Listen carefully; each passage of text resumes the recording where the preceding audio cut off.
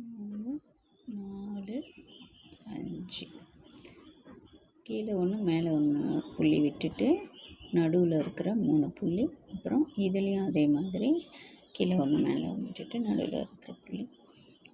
இப்போ இந்த பக்கமும் அதே மாதிரி புள்ளி வச்சுக்கணும். இப்போ கோலம் போடலாம்.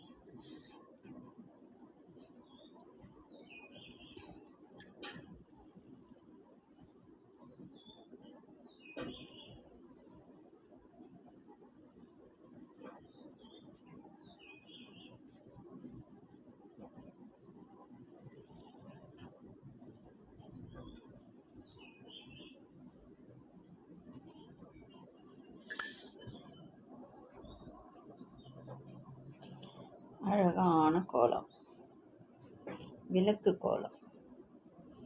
இதே கோல மாவில் போடும்போது உங்களுக்கு அவ்வளோ அழகாக வரும்.